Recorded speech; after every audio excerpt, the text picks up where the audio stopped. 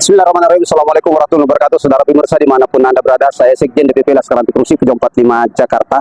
Pada hari ini kami berdiri di depan gedung Mahkamah Konstitusi ingin mengubarkan kepada seluruh masyarakat Indonesia bahwa banyak masyarakat yang sangat berharap ketika terjadi darurat hukum di gedung Mahkamah Konstitusi ini menjadi harapan kepada seluruh rakyat Indonesia. Tapi terkadang di gedung ini membuat kecewa, bahkan tangisan, kepedihan rakyat atau kepiluan masyarakat Indonesia. Karena kenapa?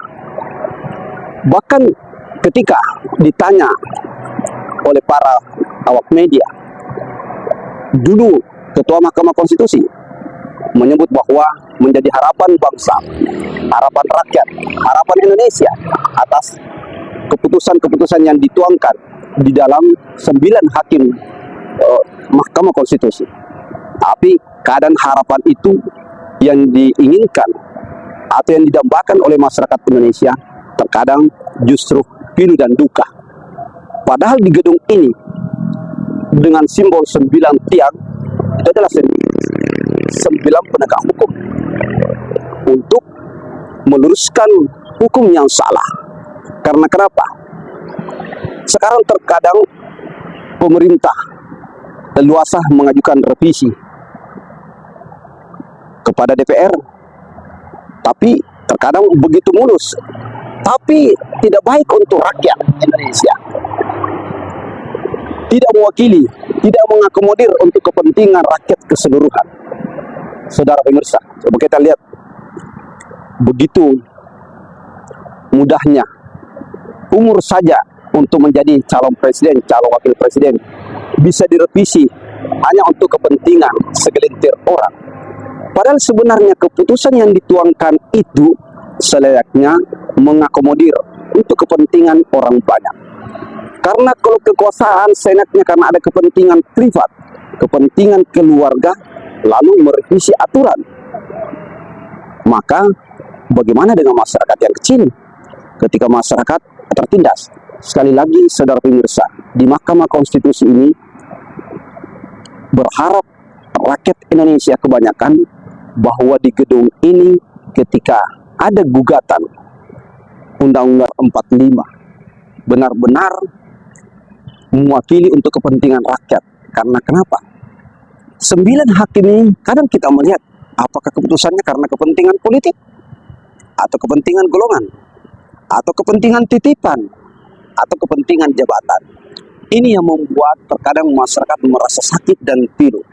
Saudara pemirsa, kita masih rindu ketika Ketua Mahkamah Konstitusi dipimpin oleh Profesor Dr. Mahfud MD.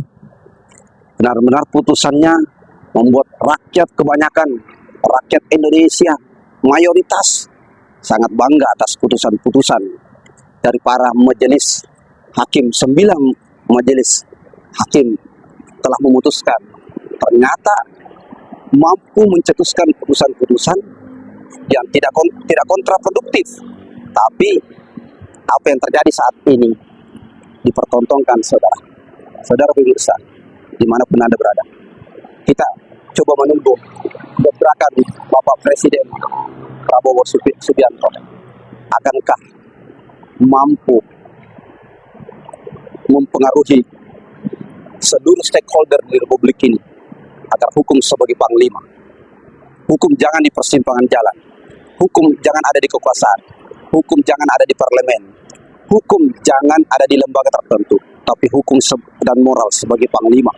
Siapapun yang melaksanakan, semua patokannya adalah aturan yang jelas. Tidak boleh aturan itu dipermainkan karena kepentingan sesaat. Sekali lagi, gedung Mahkamah Konstitusi ini menjadi harapan. Sebenarnya masih ada kalau pengujian undang-undang terhadap undang-undang ada di Mahkamah Agung. Tapi kalau pengujian undang-undang dasar terhadap undang-undang dasar 45, maka ada di sini. Termasuk di sini ada sengketa pilkada, sengketa pilpres yang kemarin membuat heboh sejagat raya. Berdemonstrasi, hampir setiap hari demonstrasi terjadi. Tapi akankah para 9 majelis hakim yang terhormat di dalam ini terpengaruh? Ternyata tidak, kawan. Saudara pemirsa, harapan kita ke depan bahwa ada perbaikan hukum di Republik ini. Mudah-mudahan Bapak Presiden Prabowo Presiden terpilih menjadi motorit pergerakan untuk penegakan sistem hukum sebagai moral. Sekali lagi, hukum dan moral sebagai panglima. Hukum dan moral sebagai panglima. Sekali lagi, hukum dan moral sebagai panglima. Bukan karena kepentingan keluarga, bukan karena kepentingan golongan, bukan karena kepentingan elit politik sesaat, tapi kepentingan rakyat kebanyakan.